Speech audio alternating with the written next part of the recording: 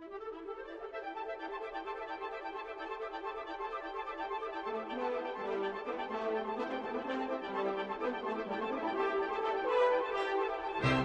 I had my most geekily significant birthday at the head of this month. So you turned pi? No, that was in the early '80s. All right. Actually, right around the time Mount St. Helens erupted, I think. No one can prove that the two were related, and that's how it's going to stay. No one can prove that they weren't related. You can't prove a negative. Aha! So you admit it. Okay, fair enough. So yes, I turned 42 on October 4th. Birthday of greatest geeky significance. If you don't know why, shame on you. And If you don't know why, you probably aren't listening to this podcast. it's true. You don't fall within our 6 listeners. I almost said viewers. Some of them may be staring at the screen at the moment. I did make an effort to look good for the recording. Yeah, you combed your hair. Yeah. And as it looks great. Thank you. And as this is like one of the last milestone birthdays, I've got a couple more. I've got the palindromic birthday in a couple years, which is always fun. And then there's the turning 50, when my teeth fall out and my children write insignificant across my face, which I've been practicing to do. Oh yeah? Yeah, it's cute. They're not going to wait for the light in your palm to turn red? And so I wanted to use the opportunity to sort of carry on with the momentum and institute a couple of changes there for the good. And so the gifts that I got myself for my geek birthday, I deleted the social media apps from my phone. It's a good gift. It was precipitated by a book actually I'll talk about in the reading section that I just finished called 10 Arguments for Deleting Your Social Media Accounts Right Now.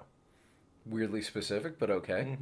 It's about why you should delete your social media accounts right now. Okay, spoilers.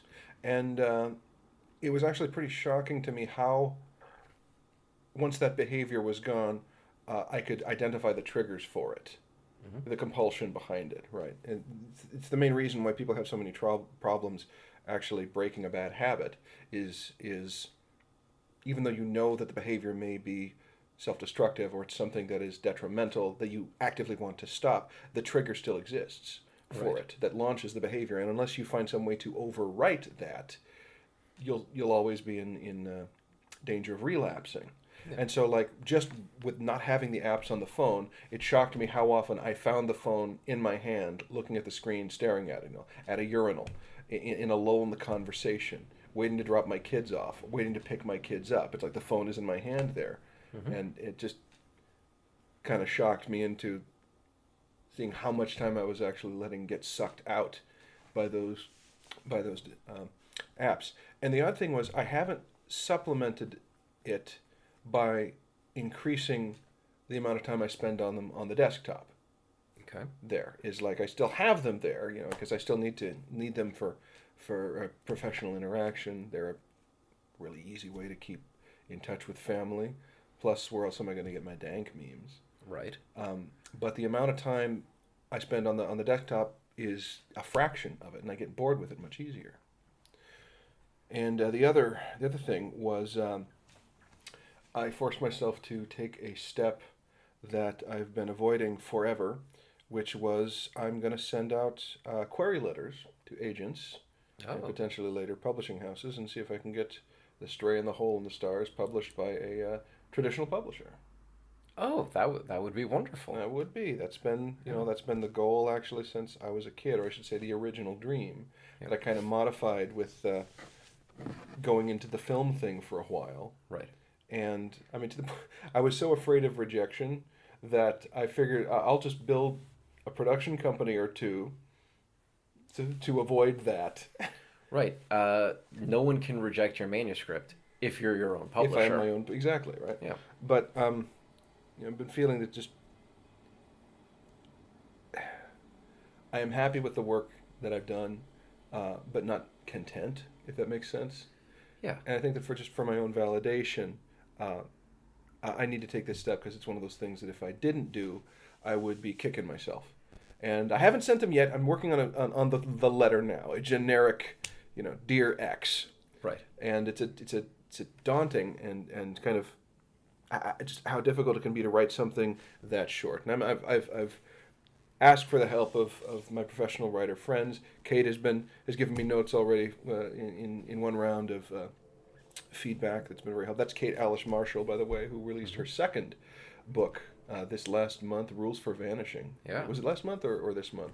I believe it was late last month that the book came out. October is definitely the month to read it in. I mean, it's one of Kate's books. There's not a bad time. There's not a bad time to read. But October is definitely the ideal time. And if the name rings a bell, it should. Kate Marshall was the co-writer of Journey Quest Season 3. We met her at the same place where I met you. Yes. At a video game startup. Yeah. I had been working there previously. There were 2 rounds of writing hires. I was in the first round with Vince Keenan. Another novelist. Yes, under the pen name Renee Patrick, where he and Rosemary, his wife, they write mystery novels, and the most recent one I believe has just come out in the UK or is going to soon, and US release is in a couple months, and all in the same Lillian Frost series. It was a pretty talented writers' room we had. Yeah. There. The other member, Stephanie Tim, was and still is a playwright in Seattle, I believe. So everyone published in one form or another. Yeah. There. Hi, welcome to Coddiwomple. I'm Matt Vancil. I'm James Youngman. And this is the podcast where we meander purposefully towards a vague destination. If only there were a word for that. It would make this a lot simpler, yes. As you just heard, my co-host for today is James Youngman, who I met working for Chromed LLC in a long concrete tube under First Avenue. How did you describe this place? Yeah, it was a second-story basement. Second-story basement, right. In the most haunted building in Seattle, supposedly. Oh, that was very haunted. This was before we hired you. When we first moved into that space and we were inspecting it, there were raw wooden floorboards, many of which were rotted. You could easily see to detritus at an underlayer. But to really hammer home how haunted this spot was, hanging from the corner on just a rope cord was an animal skull. We're not quite sure what it was. It was clearly a carnivorous mammal, possibly a fox. I don't think it was a dog. But yeah, that's just how the place came. That's what you found day one. That was day one. After navigating the floor full of pit traps. That is correct. That was our reward for figuring out which tiles could in fact support a human body weight. Well, clearly you put that in your inventory because that's going to become useful later. Oh no, we left it. We left it there for months because nobody wanted to touch it, because obviously the person who touches it becomes the person who inherits the curse. Now, some of the context for this: the building that we're talking about is the same building. It's on Post Alley and First Avenue. It's where Kel's Irish Pub is, which has a ridiculous not New Year's. Well, maybe they do, but a St. Patrick's Day, which is Irish New Year. They have a ridiculous St. Patrick's Day party every year, which we had to navigate through. That one year that we were working on St. Patrick's Day, and there was that palisade of porta-johns in the middle of the alleyway there to accommodate for the increased flow through the city's kidneys. But the reason, so this building, the reason it's supposedly the most haunted building in Seattle is it used to be the morgue. It used to be where they kept the corpses that came back from people who died on their way to the Alaskan gold rush. So, lot of unhappy spirits supposedly there. It was thematically appropriate for what we were writing at the time. Yeah, which I'm still mourn that game. As do I. But you know. And you were both on the writing team and our lead designer. Yes. Which is what you do. Yes. I am a video game designer by trade. So yeah, I had been hired on by the founder of the company, who was the lead engineer, The Man Who Killed Clippy. The Man Who Killed Clippy. It's a true story, and you tell it better than I do, so please. So, so the way that the story goes, at some point or another, Microsoft decided they were going to remove Clippy, the paperclip assistant, from the Office suite, and our friend here, this fellow that we used to work with, he was a programmer at Microsoft at the time in the Office group, and so it fell to him to remove Clippy. Now, the Office code base is extremely complex. A lot of moving parts. You want to minimize how much you touch when you make a change, because who knows what the knock-on effects of your changes might be. Mm-hmm. So, rather than removing all of the code and all of the assets that make Clippy work, because there was too much of it, and who knows what was, what those pillars were supporting, what he did was he found a single point in the code where anytime Clippy, when Clippy came forward, first there was a check in the code to make sure that Clippy was available. And so he just went into that function and set it to always say that Clippy was not available. For those more familiar with coding, he just stuck return false at the top of the function. So we say he's the man he killed Clippy because that's, a good evocative way of describing it. He's not. He's the man who imprisoned Clippy. So the actual outcome, if you're visualizing this, and please do, is that Clippy is still in his room, and every time Office says, "Hey, is Clippy there?" Our friend covers Clippy's mouth and says no in his best Clippy voice, which the rest of the Office suite believes and goes on with its business. So he didn't so much kill Clippy as exile him to another realm, from which he will never escape. Clippy already comes from another realm. He sealed the gate between Clippy's realm and ours. But Clippy could theoretically appear even in the modern Office suite if that return false were restored. Yeah, so the seal that he put in, it's not like he filled the portal with bricks and mortar.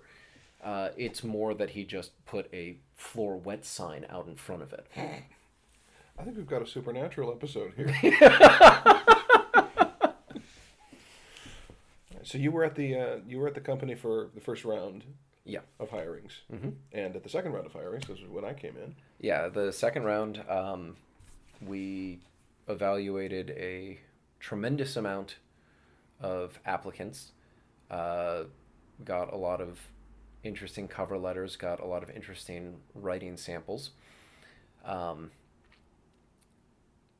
and we decided that there were 3 people that we were going to hire. Stephanie Tim, the Seattle playwright, Kate Marshall, the author that we mentioned, and Matt Vancil, who is the host of this very podcast. That was the connection. Yeah. I don't even remember what samples I sent in, but I do remember that our boss apparently had been a fan of Dead Gentleman Improv when the troupe was active. Well, when I was active with the troupe from like 10 years before. Which, hey, if it got me out of the slush pile, I'm happy.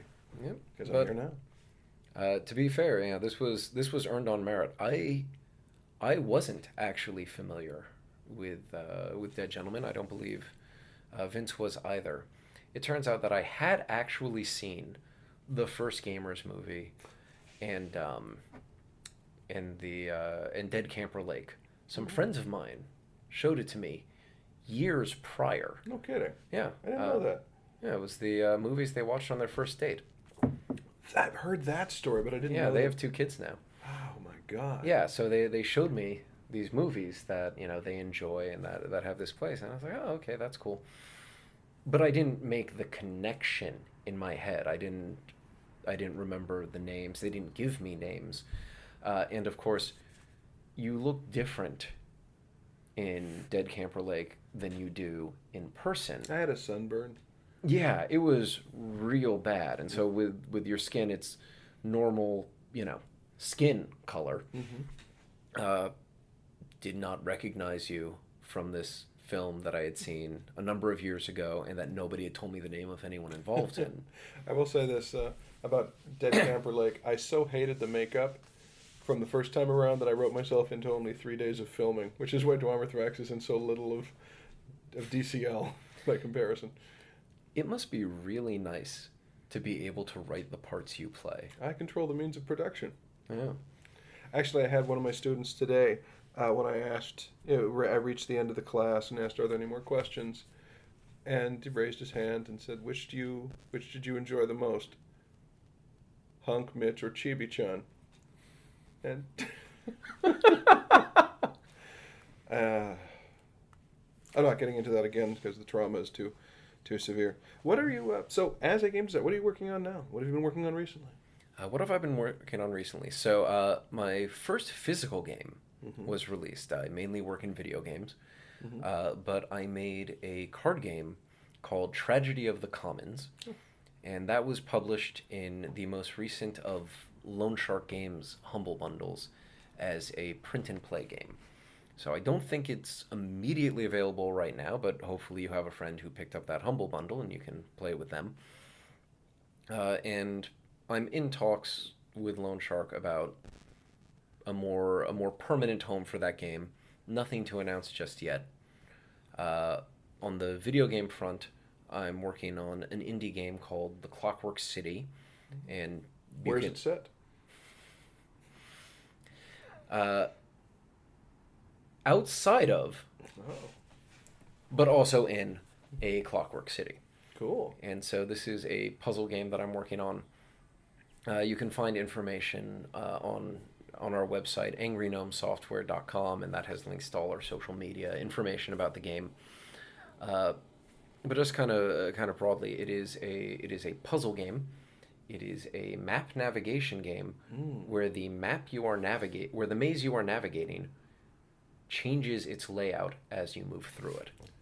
It reminds me a bit of one of my favorite games from my youth, The Fool's Errand, which was a narrative style game that was based on the characters were taken from the tarot deck.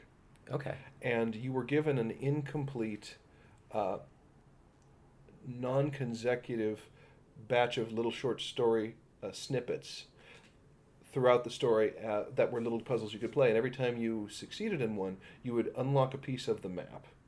So it was like a I think there were 120 some pieces of the map, and you started with like 4. Okay. And you couldn't tell which connected to which because you were working with incomplete knowledge. But then you'd unlock one bit, and it might unlock another part of the story. So you could go back and reread it, and every time you would go through it, it would make a bit more sense. But you started with like the beginning and the end and a couple of things in between. So I love that. I played that well into adulthood. That's very cool, and that's something that I think you can do with games if you make these shorter narrative games in such a way that with each replay things are contextualized a little bit differently, so you can get some new meaning out of it. When you're making a puzzle game, how do you ramp up the challenge such that it keeps the player engaged? So part of that is through the introduction of new mechanics. At the very beginning, there's no additional mechanics other than the motion of the maze itself. So you're going to come in, there's your character, there is your goal, and you will navigate to it, and there's nothing to complicate that. As the game moves on, there will be new mechanics, and I don't want to say too much. The first one we introduce I can talk about is a key. After the early tutorial stages, the goal will be locked. If you get to it, you will not successfully complete the level unless you have previously collected the key. So it is possible to reach the end of the level without having encountered all of its content. Yes. Okay. Cool. So if you don't get the key, getting to the goal doesn't actually complete the level. You need to continue your route through until you get the key, and then work your way back to the goal. But of course, the physical relationship between where the goal is and where the key is going to be different than it was when you navigated from the goal to the key. Ah, cool. Yeah. And then over the course of the game, more mechanics will be added in to keep things fresh and interesting. Very cool. You've written a number of articles on game design theory, haven't you? Yeah, something that I do. This is just my way of giving back. I have a member blog at gamasutra.com, which is a website uh, for game developers to share knowledge. It's not a consumer game site. You're not going to get reviews of games. You're not going to get um, the sort of news you would get at like Kotaku or Ars Sure. Technica. It's a little more inside baseball. Yeah, it's definitely inside baseball. It's more about making games, and it's the art and craft, right? Hmm. So techniques for designers and programmers and artists, information on management techniques for producers, talks about how to market and sell your game, um, more those sorts of things rather than, hey, the latest game in this franchise you love is coming out. We played it. Here's what we thought. Right. It's for the people who work on the games, not for the consumers. Correct. Um, that said, for people who want to peek behind the curtain, especially people who are uh, maybe students or considering careers in game Hmm. development, it's worth looking at. I keep, I have a Twitter account. I keep on the pinned tweet a link to what has been by far my most successful article, uh, 10 tips for 10 years. And in my 10-year anniversary of working in the video game industry, which is a real milestone. I think the average career length in video games is 5 or 6 years. Hmm. I decided I would distill down just kind of 10 big lessons to give to junior and aspiring designers so that they could learn the easy way all the things that I learned the hard way. And we advanced the medium Hmm. in that fashion, right? All the stuff that was hard for the designers of my generation, a bunch of it is easy for the designers of the next generation. So the stuff that's hard for them can be easy for those that follow, and the medium gets better and better with each loop. Let me ask you this then: what are the core? Because obviously the technology is going to keep improving. Mm-hmm. What we expect from an immersive experience is going to escalate. Right? Mm-hmm. What are the principles that don't change? Honestly, it's most of them. Now, there are certain things that you Hmm. need to be aware of based on the sort of platform that you're working on. For example, a lot of people play games on their phones these days. Right. Well, what does it mean to be playing on a phone? It means that your primary input device is probably going to be a touchscreen. What are the properties of a touchscreen? They can handle multiple inputs at once, but inputs are imprecise in their location. The touchscreen as an input device is laggy. It is slower to get input compared to just pressing a button. Hmm. Uh, your phone probably, but not necessarily, has an internet connection. So being aware of that, you can do stuff that's online, essentially by default. Uh, and because it's a phone, it's not like a console where you can guarantee that you have full access to the resources of the machine at all time. It's more like a PC in that sense. There could be other software running, and that software could interrupt your game. These are all things you have to be mindful of. And of course, the biggest thing you have to be mindful of is that it's a phone, and people are going to use their phone the way they want to use their phone, not necessarily the way they want to use a console or a PC, Hmm. which means you need to keep your minimum session time lengths very short.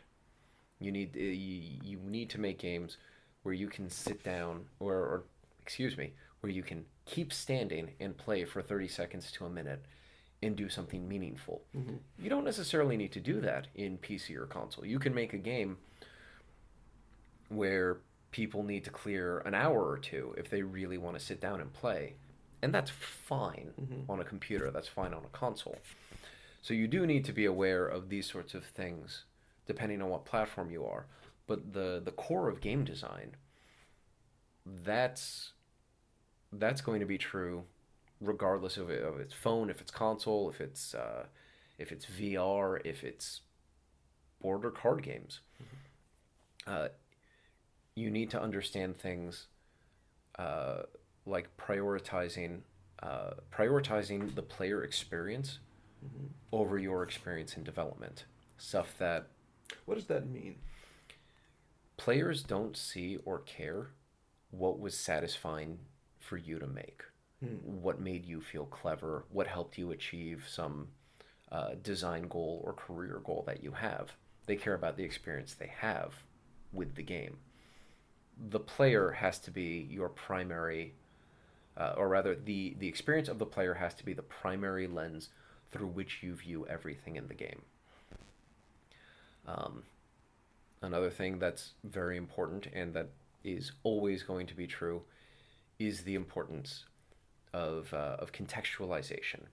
There's a saying that um, you know if a thing is true because it will fit together with every other true thing in the universe. Hmm. Now there are some scaling problems with that, but fundamentally you need to use the same principle in game design.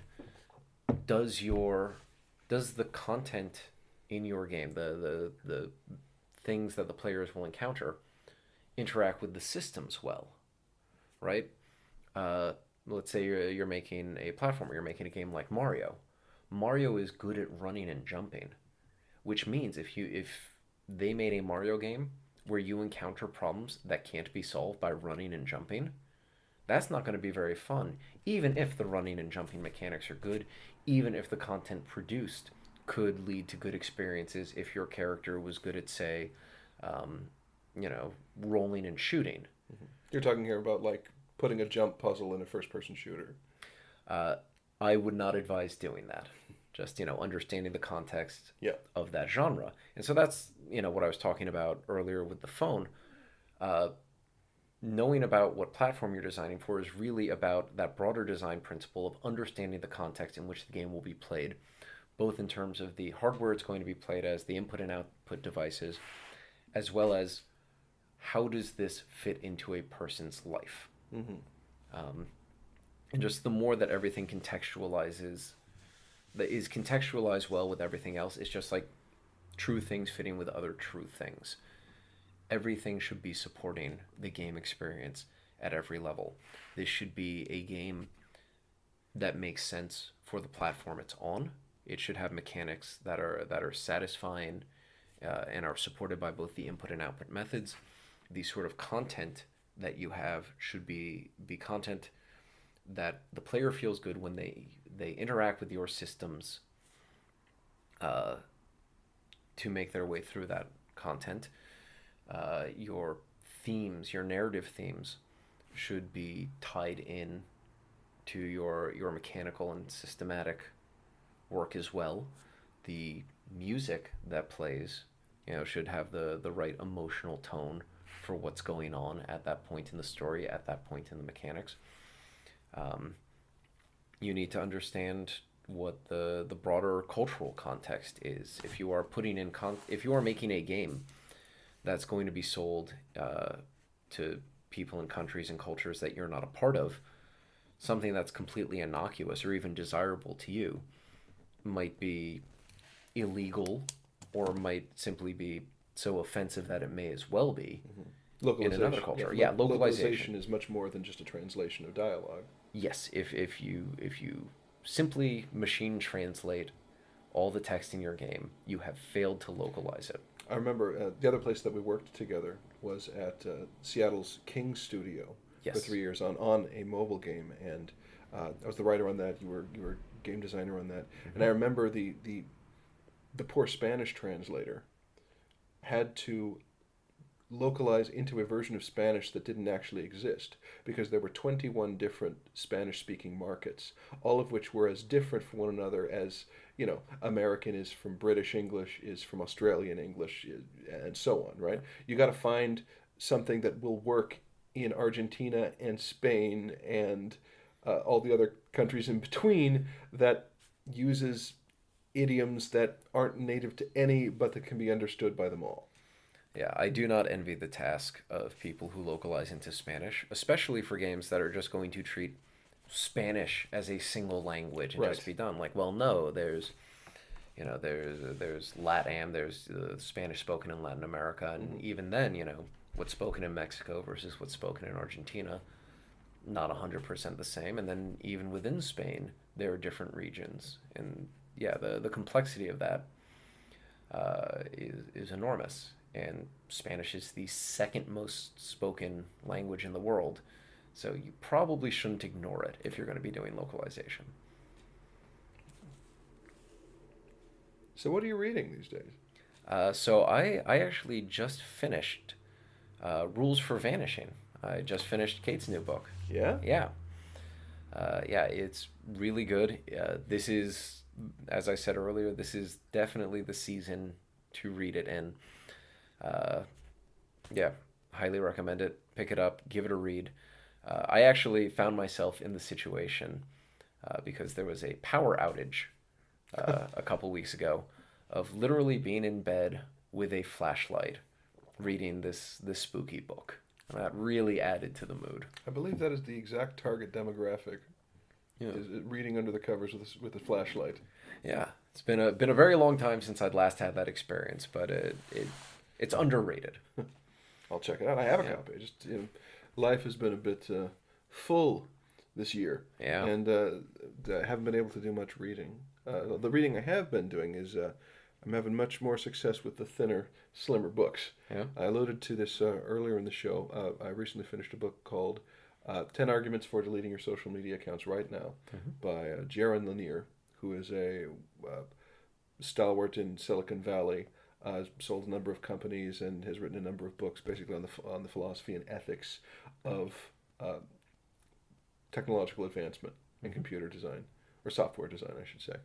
And it's structured very much like here are 10 arguments for why you should do this, and here's what the social media companies are actually doing with your information, and contextualizing it in something that can get through the magnitude of social manipulation that's going on. Like you hear, oh yeah, they're gathering your data and you're selling it. Well, what does that mean? Well, what it means is they are selling to third parties information on how to manipulate you.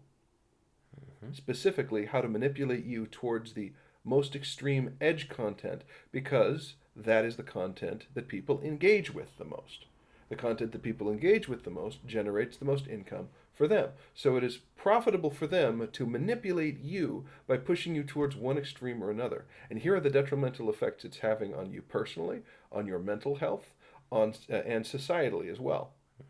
And so actually reading it from someone who is in the industry, an industry where the titans of Silicon Valley don't let their children use what they've developed, Right. was pretty eye opening there. Yeah. I highly recommend it. I picked it up on a whim when we were on vacation. It was one of those little books that was up by the register in a tiny little stack, the size of cards. I was like, oh, this looks interesting, and then I was horrified by it. So that was a good read. And I'm currently working through a book of poetry called "The Temple of Warm Harmony" by Frank LaRue Owen, who is described as like a cowboy Zen poet, and I'm really enjoying it right now. There's some of the stuff that jives in this with what I've experienced in meditation and in my experiments with psychedelics. Oh. Jives with that. I don't know how to describe it other than, like, in his own introduction, he says basically what I consider I write are guideposts and advice that people say are poems.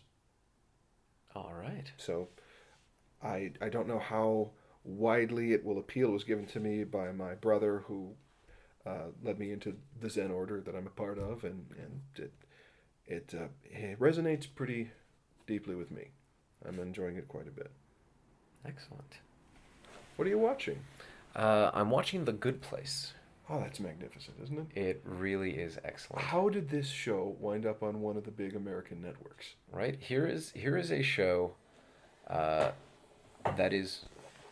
explores moral philosophy. That is How do you sell that? How do right. you... Yeah, how do you go? Not just we're not talking about Netflix or one of the or a more esoteric streaming service than them. We're talking NBC, one of the major networks, and someone said, "I want to go and make a series where one of the main characters, and I'm telling you this trait about him because it's one of the most important things about him for the show, is that he is a dedicated conscian." And they said, "Yes, we will give you large sums of money to make 4 seasons." And a stellar cast. Oh, an excellent Stellar cast. cast. The Yeah. writing is like I am skeptical of broadcast TV these days because we're in the age of peak television. The streaming service television is so good, and so much of when I have to watch cable, like when I was with Camille in the hospital after her last round of surgeries, or when you're on vacation and the VRBO, which I learned is pronounced Verbo, has a channel package you don't. Most of the broadcast TV is just it's crap. But this is it. The rumors were true. It's worth all the hyperbole people have said about it. It's just stellar. It is a show that discusses moral philosophy explicitly in the context of exploring how to be a better person. And makes it side splitting. Yeah, it's not preachy. This isn't a show you're going to watch and they're going to say like, "Oh, well, in today's episode they're going to make me feel bad because I'm not a utilitarian. In tomorrow's episode they're going to make me feel bad because I'm not a virtue ethicist." It's nothing like that. It explores these philosophies. It encourages moral growth in a way that it's not preachy, it's not judgmental, and as you said, it's hilarious. It's that is so hard to do because, and this isn't something people necessarily think of, but film, the TV is actually not a great inherent medium for ideas. It's a No. fantastic medium for emotion. And the problem is if you do come in with a piece of content where you're trying to push a specific agenda or a specific philosophy, it does tend to come across preachy and turn people off. But if you can anchor it in realistic character interaction and reaction, it makes it digestible. It's that spoonful of sugar. And I like And that's I, even and to be clear, we're still just talking about the surface level. The surface level of this show is that it's about moral philosophy and becoming a better person and why you should do that. I know that's not a great pitch. Sure. But it's hard to talk about this next bit without getting into spoilers, so I'm going to be deliberately vague. But each season also has a broader allegory about one of the issues about a real issue that we are facing in our society today. And again, not in a preachy way, not in a, go call your senators and demand this specific action. Just, hey, we have this structure in our society. Maybe think about if it is working in the most pro-social way that it could be. And it's on one of the big three networks. Yeah. One of the big three do not rock the boat neoliberal networks. This is not a philosophy professor won the lottery and is bankrolling it as just a pure private thing. Yeah, this is NBC, one of the in the most orthodox tier of television production. Yeah, it's a great show. So yes, that is the only thing on TV that I'm watching right now. If there were nothing else on TV, it's worth having a basic cable package for that show. Honestly, I'll probably be done when it's over. It's currently airing its last season. So we're entering a phase of media landscape where we are all getting what we wished for in the 90s. A la carte channels. Yes. So, in the 90s, it was very popular to complain that you would spend all this money to get a cable package with 200 channels, and you cared about maybe 10 or 20 of them.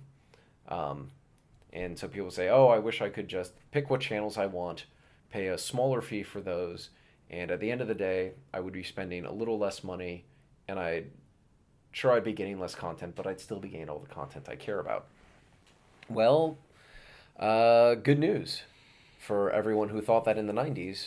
We're getting it now. We are getting that world where Netflix is increasingly going to be the home of Netflix productions, not just the back catalogs of the big studios. Uh, the big studios are moving into Hulu or onto their own. Mm-hmm. Disney Plus Yep. is coming.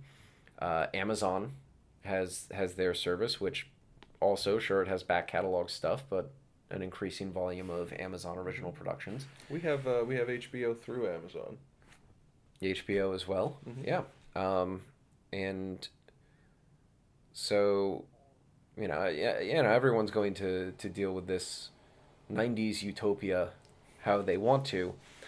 For my part, because I'm trying to be a little bit more deliberate about my media consumption, particularly my passive media consumption, I'm going to be canceling my accounts in the coming months, and just when there is a month's worth of content on a given service that's new to me and that I'm interested in, I'll pay for a month. I'll watch that, cancel the subscription, and just as desired move between them. So that is my way of handling a la carte cable in the era of multiple streaming services. Picking your way through the content buffet. Yeah, and I'm not someone who feels the need to be up to date with television. I haven't had cable in I don't even know how many years at this point. Well, I love how streaming has changed the nature of television consumption. You mentioned earlier passive consumption. Like it used to be, you miss an episode, well, that's it. Mm-hmm. You wait until next week to catch up to it. To now, I seek out which content I want to see and I watch it on my own schedule. And the idea that I would have to wait or watch a bunch of commercials in between Mm-hmm. is offensive. Yeah, have fun explaining that to your kids as they start asking about that. Oh, that's when I get to old man in front of them. Back in my day, Yeah. the TV was 4x3, and you had to walk up to it to change the channel with a big thermostat knob. Dad, why do you keep saying that you're hanging up the phone when you stop talking to someone on it? Look, Daddy, someone 3D printed this save icon. Okay. We've been watching. We haven't been able to watch much because it's been really loud in our house this last week. Huh. And the reason for that is about a week ago. This is feeding into what am I watching, just giving you some context. About a week ago, just over a week ago, we discovered that the dripping in our sink had picked up. It had always been kind of small, but we could turn it off if we positioned the handle in a specific way. To the point where we needed to have a plumber out. So we had the plumber out, replaced the sink, but he also told us, hey folks, you've got some water damage here in the bottom of your cabinet. You should probably file a claim with your home insurance people and get some people out here to do that. So we do that, and the folks who come out to fix it notice that we've got some water damage. We don't know how long it was dripping, and the first step to fixing it is they got to dry the floor. So they bring in this industrial dehumidifier that looks like a giant mutant shop vac with multiple hoses, and they tape off the section under the where they pull out the dishwasher. It's sitting in our dining room now, and then they set it up there and they tape it off like it's a contagion outbreak tent, so they can pump this Yeah, hot we don't water want in any and of that suck out. water getting out. Yeah, Yeah. but the thing is, it's about as loud as a lawnmower, and it's going 24/7 in the middle of our kitchen. And our new house, which you haven't seen, is really good at magnifying sound. Like you can hear anyone from pretty much any room in the house unless you have a door closed. So where is it dumping all that water it condenses? It's not dumping it back in the sink that is dripping back No, into no, it's okay, not yeah. not there. But so and every day we think is the next day the workers will come out and take a look at it, and it's like, I'm sorry, it's still not done yet.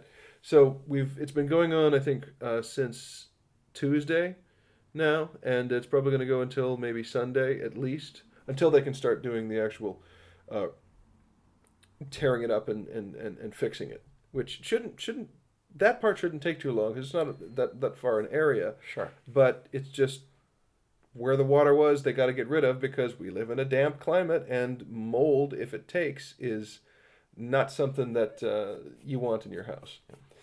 So, and this is. So the question was, what are you watching? So is this Yes. on Fantasy Network? Is this on Amazon? So Where we can we haven't find been this? able to watch much because it's so dang loud.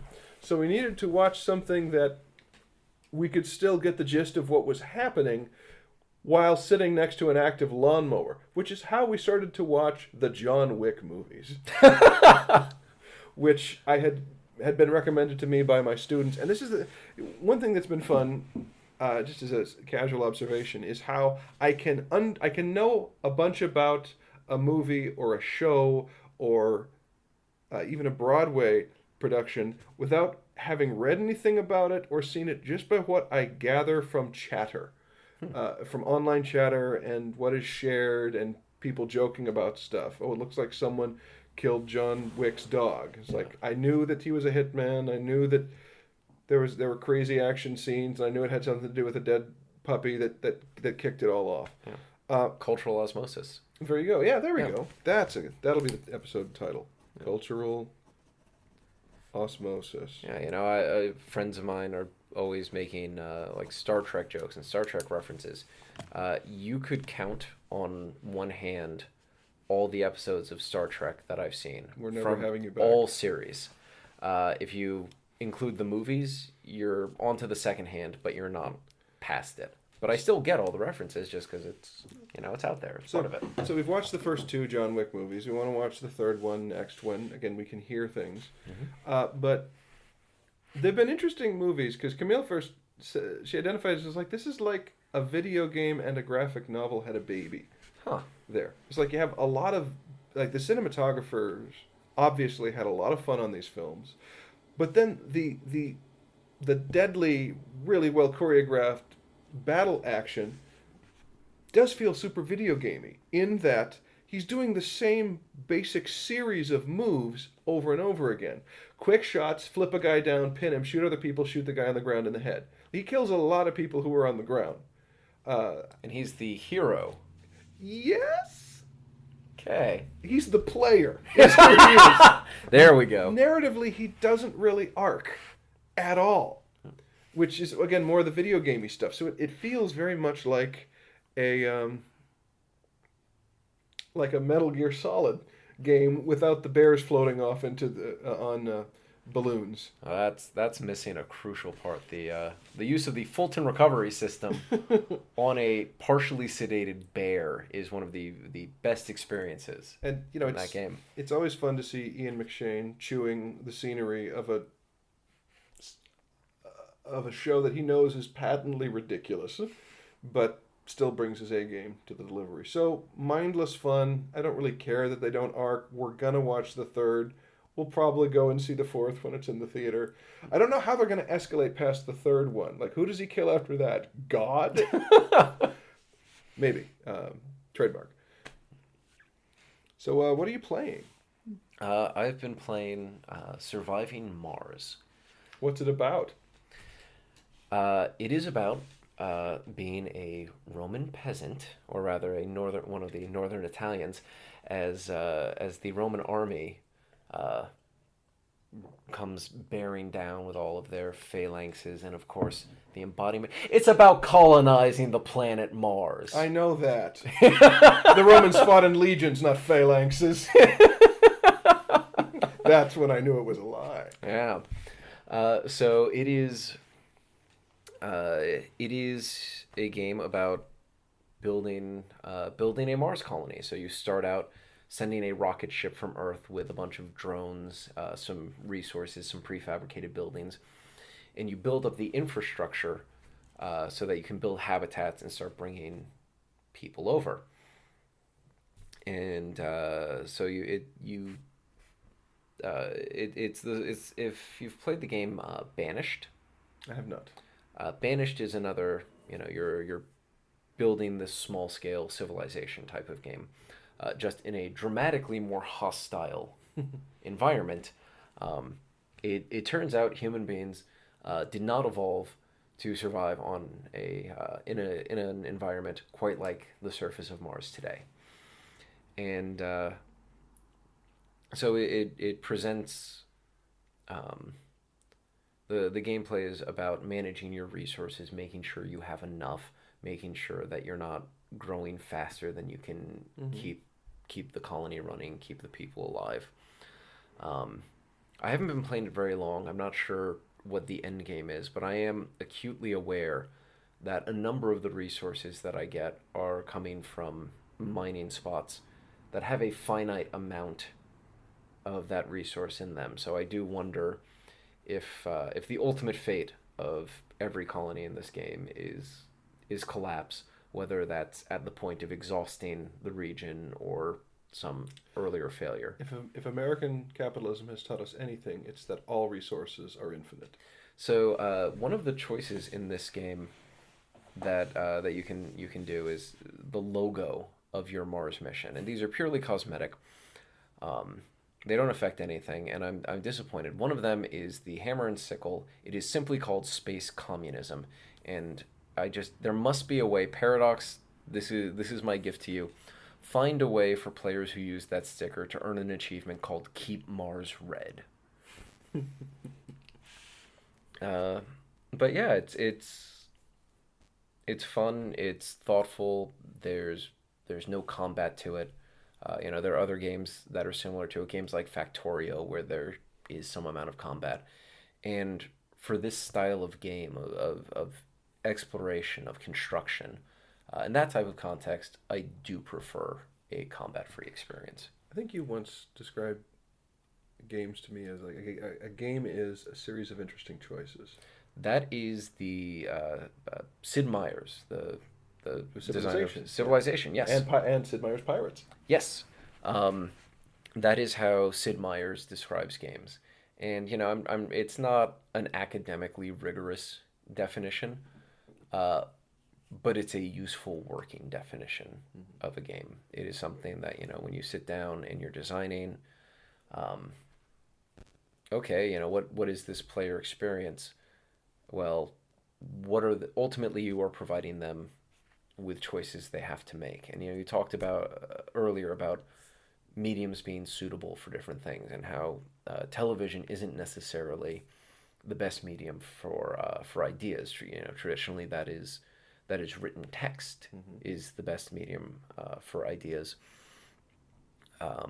Music is a medium that is excellent for communicating emotion.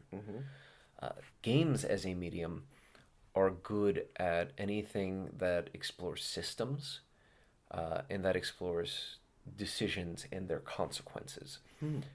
That is the strength of an interactive medium.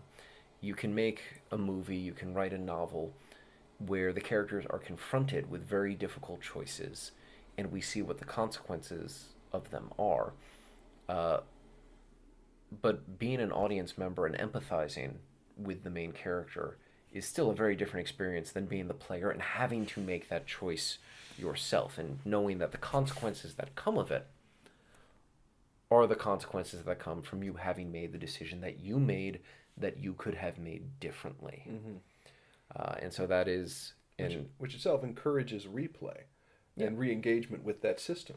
Yeah, how do you do that differently? And that can work in a variety of mediums. In things like a choose your own adventure book, which isn't traditionally thought of as being a game, but what is a choose your own adventure other than a series of interesting choices, right? It's a game, you go back, you replay, like, well, if I go through this, maybe I can survive longer, or I go through that and maybe, my friend character can survive as well.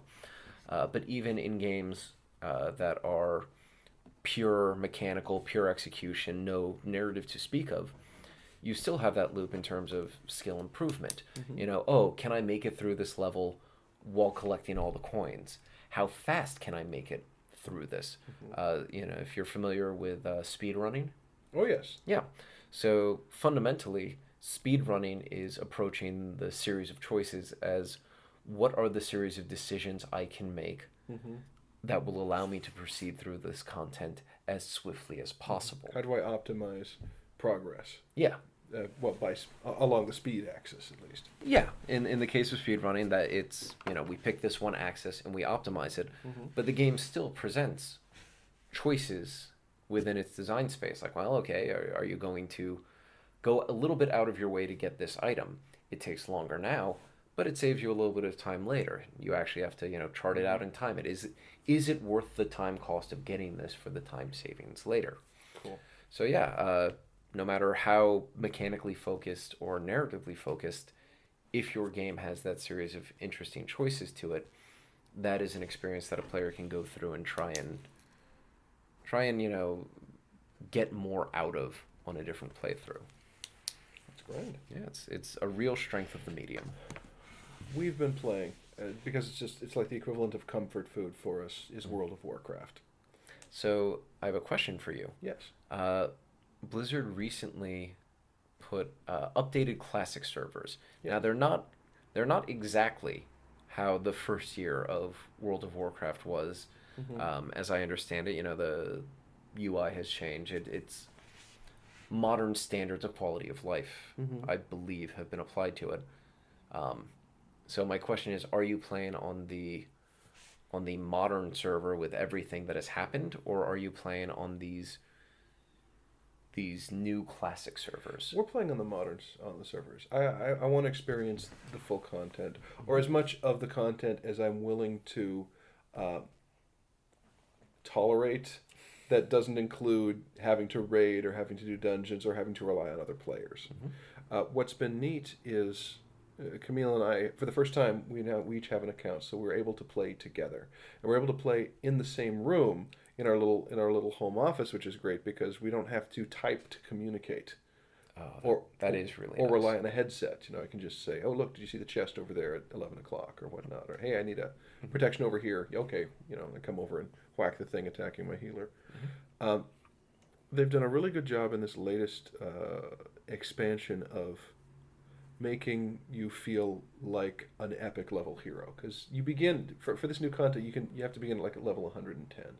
And one thing that's been kind of ridiculous over the first couple expansions, because at the end of the first, level cap of level 60 on Classic WoW, you were fighting in the ruins of the equivalent of ancient Egypt on these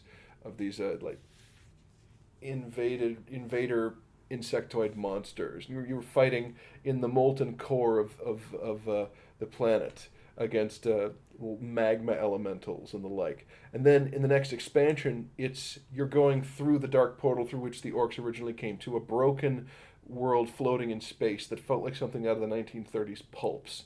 Right? Everything was massive. It had spikes and horns, and by the end of that, you were fighting demon lords and killing nether dragons on a field of floating asteroids. Like, where do you escalate from that?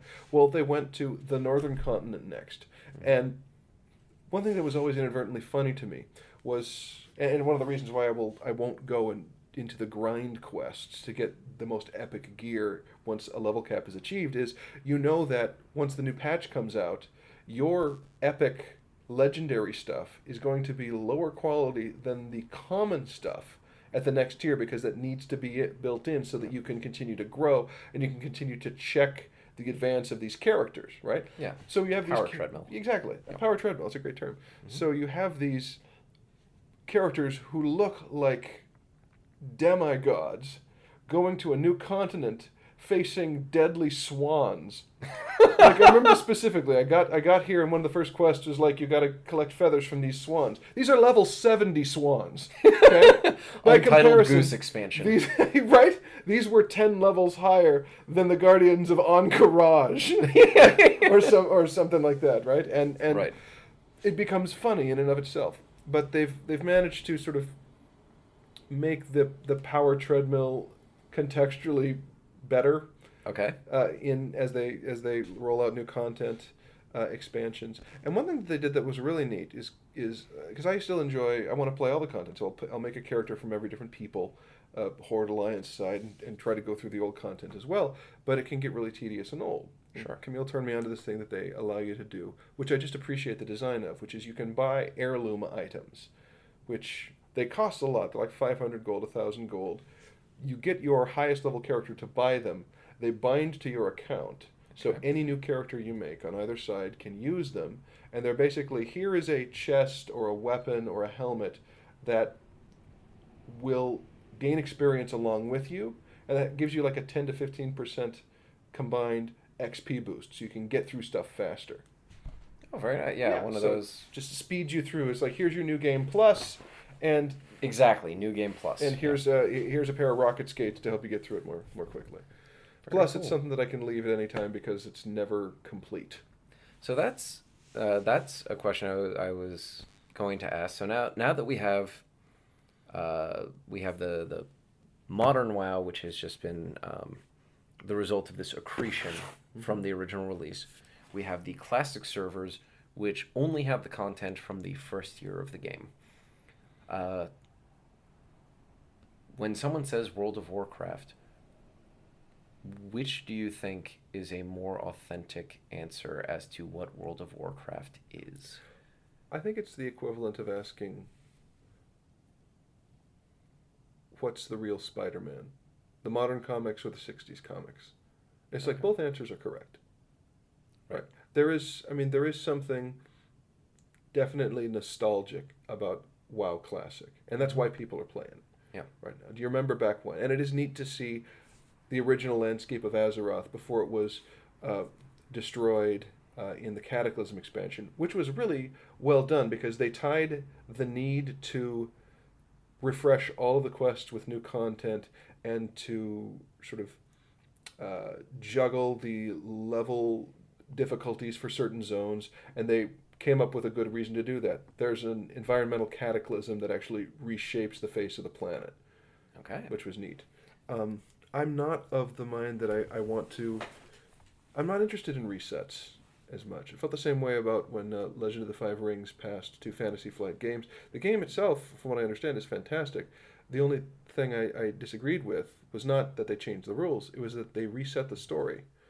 That all the progress that had been made was gone. I personally, I'm enjoying the modern WoW more. Okay. But I don't denigrate the classic WoW. And I Well, so completely it's not understand a question of denigration. It's a question of identity. And so you're taking the approach that this is like mythic storytelling, right? Like, did Arthur get the sword from the stone or from the Lady of the Lake? Well, yes. Yes. You know, it's that sort of storytelling. And yeah, and comic books are inheritors of that style of storytelling, right? The important thing is he got Excalibur from some mythically important fashion, right? What's important about Spider-Man? Is it important that it's Peter Parker? No, it's important that he gained his power, didn't understand the consequences of using it selfishly, and lost someone important as a result. That is what is important about Spider-Man. You can retell it, you can update it, as long as you keep those things.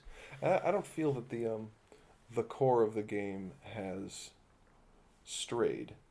Okay. Like, the game delivers what it promises, and it's gotten better at allowing you to sort of self-select the kind of gameplay experience that you want. If you love dungeoneering with small groups of people, there is so much content for that you'll, even if you play through it all, you'll want to keep doing it so you can grind for higher level gear. If you want to do PvP stuff, they've got events happening all the time, entire separate tracks of content that you can play through and gear that you can get. If you like the way that what I like, which is soloing and just going through and experiencing all the PvE content, you can totally do that as well. So really, it sounds like, you know, the question that I have about the identity of games that are continuously updated, from your perspective, and I think there's an interesting way of looking at it, is almost a category error, right? World of Warcraft is not a game. World of Warcraft is a collection of games with similar mechanics, with a consistent UI, and with a character that can accumulate progress through them separately. And so when speaking about a person's experience with World of Warcraft, it's not like an experience with, say, Super Mario Brothers, where the levels are fixed, where everybody's experience... Everyone passes through the same They gates. pass through. They have different experiences doing it, but they experience the same content and the same mechanics. Versus, here is this non-linear anthology of game experiences packaged as a single product, and I think that's a helpful way of thinking about it. And so I appreciate you providing that. Oh, my pleasure. Let's get to some Q&A here. Sure. We'll wrap this thing up. Start with that one. All right, from Paximo84, what are your top 3 books from last year? Favorite book of all time? Oh boy, okay. Top three books from last year, I would say. And I'm going from like now from to 1 year ago. Right. That would be Silence in the Age of Noise by Erling Kaga. Probably just because it's at the top of my mind. 10 Arguments for Deleting Your Social Media Accounts Right Now by Jaron Lanier. And The Uninhabitable Earth by David Wallace Wells. Favorite book of all time? I don't have one. There are a few that I've reread over and over. The one that I've recommended the most, I believe, and I believe I've recommended it to you, is American Nations by Colin Woodard. That I have read that book. That is an excellent book. Yes, which I believe I've mentioned it on the podcast before. If I have not, in a nutshell, America is not a homogenous culture, but one that is composed of 13 distinct nations that were founded by different peoples with different values at different times and who have different goals. And you can see in voting patterns the behavior and characteristics of these groups. Mm-hmm. It's a fascinating look at American identity. It came out in 2004 or thereabouts. It was after the 2004 election, Yeah. but it really holds up, and it will give you insight into American culture that I think is indispensable in the current day and age. So, Zip down. should I? Let's grab one of those. Okay. So, what is your favorite horror movie? What is your most underrated horror movie? The thing is, I like in my classes, I reference horror a lot Mm-hmm. because it has such a stark visual language, and it's easy to differentiate from more traditional like comedy or drama. It's like, look at what they're doing in this shot here. Why are we going in tight? Why is the background out of focus? Why is it so dark? It is to constrain visual information, right? Yeah. Horror is about loss of control. I think my favorite horror film is The Thing. John Carpenter's The Thing. Oh, that's a great movie. Oh, I love that. Which I tell the story. We're talking about a localization. So when the movie was released in Norway, you know where this is going, right? Yeah. So, spoiler, the movie begins, it's set in Antarctica, and it begins with a dog running across the Antarctic plain towards the American base. He's being chased by a Norwegian from the Norwegian base who's shooting at the dog and yelling stuff in Norwegian, as he is wont to do. Sure. He gets close. The Americans can't tell what's going on. None of them speak Norwegian. This guy keeps shooting. The dog's running towards them. The Norwegian's yelling and seems manic. And while shooting, he manages to hit one of the Americans. The Americans fire back and kill him. They take the dog in, wondering what that was all about. And of course, the dog turns out to later on be the shape-changing alien that had destroyed the Norwegian base and slowly takes over. And leads to all the wonderful paranoia and hysteria within the contained base in Antarctica. Fantastic movie. Anyway, when the film was released in Norway, they didn't dub the Norwegians' lines. So in like minute 1 of the movie, someone yells out in their native language, "The dog is a shape-changing alien that's going to kill you all." That would take the tension out. That's how you spoil a movie. Yeah. So that question was from Moritz. Oh, yes. And the most underrated horror film is Tucker and Dale versus Evil, starring Alan Tudyk, and I can't remember the name of the fellow who plays Dale.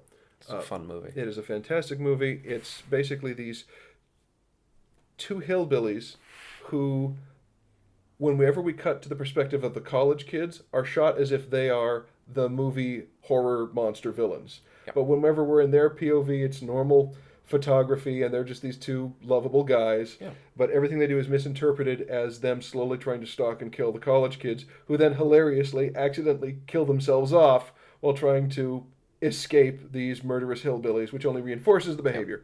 Who are very nice people who are horrified by all of the death that they are witnessing because of these accidents brought forth from the misunderstanding of their intentions. It's really a great. It's not even a satire of horror. It's a movie that explores again the visual vocabulary of how a horror film is shot, but it's more a comedy than a horror, Yeah. and for that I think is underrated. Okay. Quick note on the thing. One of the characters has a nose ring. Yeah. Little detail that I didn't notice until it was pointed out to me. Huh. Yeah. All right. From Andy. Why male models? Or there's no specified emphasis. It could be why male models or why male models. So any of those, I Any think, of would be those? fine. I mean, I, I'd be happy wearing fun, colorful clothes. Right? Yeah. Why do we get? Why do men have to wear the practical, pragmatic, muted tones? Right? Why isn't there a sense of makeup, not, just like film makeup, lighting makeup, but more colorful makeup that works well with facial hair, that, plays off it in interesting ways. Let's go back 200 years into the tails and the coats that didn't fully button and the powdered wigs and whatnot. I love the male wardrobe of the 18th century. Yeah. Like I dig that stuff. I remember to quote the song "And That Is Why the Lord Created Men" from the musical adaptation of The Scarlet Pimpernel. Someone has to strike a pose and bear the weight of well-tailored clothes, and that is why the Lord created men. Well, I think that is the answer to Andy's question. Damn, Skippy. Yep. Rob McLennan writes, describe your ideal writer's cabin or just your escape from the world place. Ooh, the ideal writer's cabin is going to be by the sea, so that I can so that I can hear the waves on the shore over everything. It will have a fireplace, so that I can also hear the crackling of cedar wood and smell wood smoke. Whether that's outside, whether it's inside, let's have one that's both. Yeah. It will have a wooden interior, old wood interior, open rafters, and a brick chimney that radiates the heat throughout the space. Yeah. It will be in the woods as well, so that I get the perfect mix of sound. The crackling of the fire, the lapping of the waves, and the susuru of wind through the trees. You've got your water from the lake or the sea, got your fire from the fireplace, your earth from the brick, and you've got your air from the wind. You've got your perfect Aristotelian balance. And in the San Juans. All right. I mean, if I'm saying perfect. Sure. Here. Yeah. It really is nice. A couple months ago, some friends of mine and I rented a lake house by one of the lakes a little bit north of Everett. And just spending the weekend in that sort of environment, being by the water. There was a pontoon boat we used, so just go out in the morning onto the water and quietly, peacefully drink tea. And that was a really refreshing experience. Normally when I travel, sure, it's vacation in the sense that I'm not actively working on anything, but it's not necessarily refreshing or relaxing. I'm either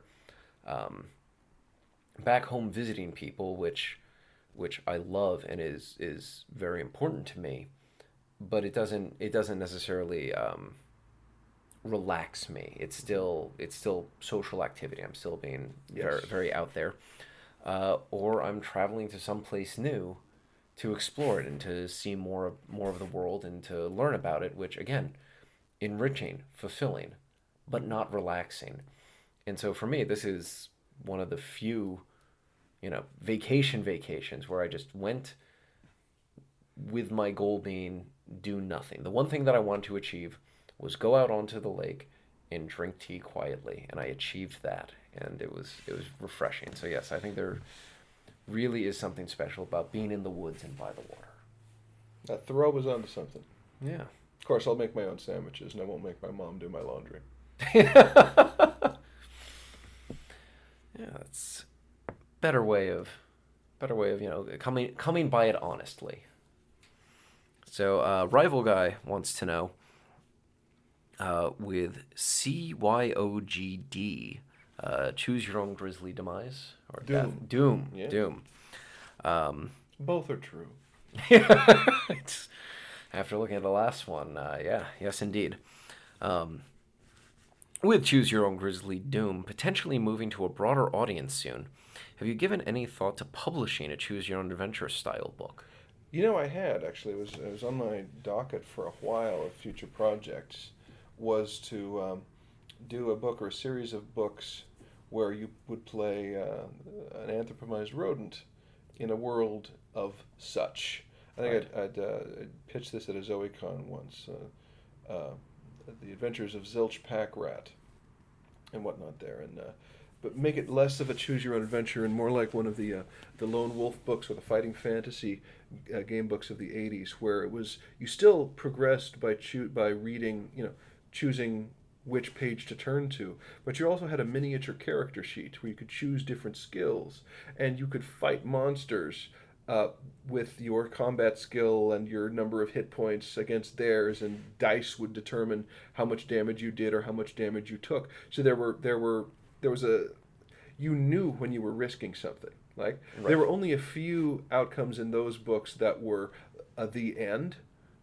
You could die, Sure. by making the wrong choice or rolling poorly or losing a combat. But it wasn't you didn't have sort of the branching nature of a choose your own adventure where, 2/3 of things were going to be endings that were kind of unsatisfying. Right. Like it felt like you had more agency in these books. Yeah, Plus, you could cheat and just say you won and then just keep reading on. Sure, but it gives more. It gives a way to have long-term consequences in a mechanical way, right? Mhm. If you have a certain amount of money and you spend it as you go, well, maybe you need to buy something later, or it just simply wasn't an option. And so those can be inflection points that accumulate in a way that is more visceral to the player than just simply, largely copy-pasted passages, as the structure of the book has to maintain the state. Yeah. That's the term, is that it allows you to have state in a more robust way than a pure just what is the option, what is the choice I make right now. I like how you can articulate stuff in game designer speak. It's been a long time that I've been working at it. All right, and so the Every Door Repairman has got some lightning round questions. All right, hit me. Hamburger or taco? Taco. Hamburger. Passenger or driver? Driver. Correct. Nice car or nice home interior? Home interior. Correct. Except if you live in Los Angeles. Yes. What's worse, laundry or dishes? I actually don't have a problem with either. I enjoy both. Yes, it's true. I like using utensils to eat, and I like being dressed. Money or free time? Free time. Correct. City or countryside? Countryside. Correct. Winter or summer? Winter. Eh, You may disagree. It's fine. Sure, It's, yeah. LA boy. I'm not keeping score here. Dine-in or delivery? Dine in. Correct. Mhm. Sweater or hoodie? Sweater. What is the distinction? I think of a hood. All hoodies are sweaters, but not all sweaters are hoodies. It seems like it's a subset. I think that a sweater specifically needs to be a woven or a knitted piece. Okay. You can have a hoodie sweater Right. that way. Yeah. Okay. At a movie, candy or popcorn? Candy. Correct. Cups in the cupboard, right side up or upside down? Depends on what the cup is. Elaborate. Regular, everyday use coffee mugs, up. Nice, special handmade ones, down. Why the distinction? I'm eccentric. An eccentric writer. All right. That's something new. Beer or wine? Bourbon. Correctly identified as a trick question. Classical art or modern art? Classical. The answer was yes. Last song you downloaded? Horse Outside by the Rubberbandits. Which, if you haven't seen, do yourself a favor. Go to YouTube and Google Horse Outside by Rubberbandits, one word. All right. And you? There is a Canadian metal band called Unleash the Archers that recently did a cover of the Canadian folk song and backup national anthem Northwest Passage. And it is a really well done cover, and I'm a fan of their music generally. So that's the last song I downloaded. I think I actually picked it up yesterday. So hopefully I'll be seeing them the next time they're in town. Invisibility or super strength? Invisibility. Correct. Cookies or brownies? Cookies.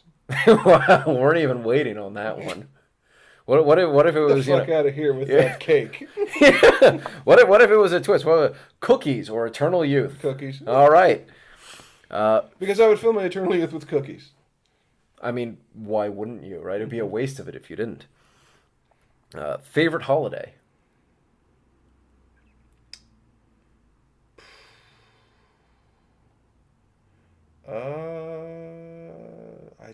I guess I don't have one. All right. Let's throw a curve. Arbor Day. Arbor Day. Yeah. All right. Well, I mean that tracks with the countryside and the cabin in the does, woods. yeah. Yeah. All right. Being too warm or too cold? Too warm. You can always take off a layer. Okay. So earlier with winter or summer, you said winter. Mm-hmm. Okay. Yeah, I don't like being too warm. Yeah. And so the last of the lightning round questions: Doctor Who or The Walking Dead? Doctor Who. I believe it is Doctor Whom has adventures in space and time, but that's all right. I eventually gave up on The Walking Dead because I love the world building of it. Mm-hmm. I love actually exploring the consequences of what would a zombie world look like, because in the movies they always have to wrap it up, so they have to force protagonists who've actually been very clever in surviving to do something completely dumbass in order to bring around the end game of the movie. Right. So I really enjoyed the idea behind The Walking Dead of rebuilding society. Mm-hmm. In it. How do you, if you make the right choices, what ultimately happens? But it just evolved into misery porn. That's why I stopped watching The Walking Dead. Is that, okay, sure, it's a grim setting, and there's a certain amount of that I can enjoy in media. But it was hopeless. It was just every so often they'd be in a bad situation. It would get worse. Some of them would escape, and it would look like things were going to get better. But it was just bait for a trap to repeat this loop. Yeah, and there's a point where you kind of burn out the ability for the audience to be shocked. Yeah. When you spend 9 seasons numbing them, you can't be surprised when they don't emote off of those nerves anymore. Well, and at a certain point, at least for me, I run out of patience of trying to track what it is building to. What is the meaning behind all this suffering, right? Yeah. As sad as it is to say, the truth is not all suffering in life has meaning. Mm-hmm. Sometimes things happen that suck, and that's it. You just have to deal with that. But in a narrative, I don't want that. I'm willing to accept narratives that are dark, that are grim, that are difficult, where characters suffer real loss. Mm-hmm. If there's some greater purpose to it, either for the characters or the broader narrative. But if Walking Dead had that, I don't know what it is, because after so many laps of this grim cycle, I gave up. You've hit on a core tenet of sort of the relationship between filmmaker and audience, and that is that the audience does not suffer in vain. Yeah. You can deliver a sad ending. You can deliver an ending where the protagonist dies. You can deliver an ending where the protagonist is unhappy, but it's got to be resonant and it's got to be earned there. Movies are wish fulfillment. Movies are escape. You can't burn through an audience's emotional investment and not give them a resolution. Yeah. Even if it's a bad resolution, there has to be a resolution, so that we can reflect from it. I mean, stories end. That's what gives them their power. Right. And of course, we're now contrasting with Doctor Who, a story that both isn't as grim and also doesn't end. But I think a big part of the appeal of that show is that it's fundamentally hopeful in its premise. Mm-hmm. That here is this guy who can go anywhere and anywhen, and what he wants to do is use that power to help people. Mm-hmm. To go see the exciting points in universal history, and while he's there, make somebody's life better.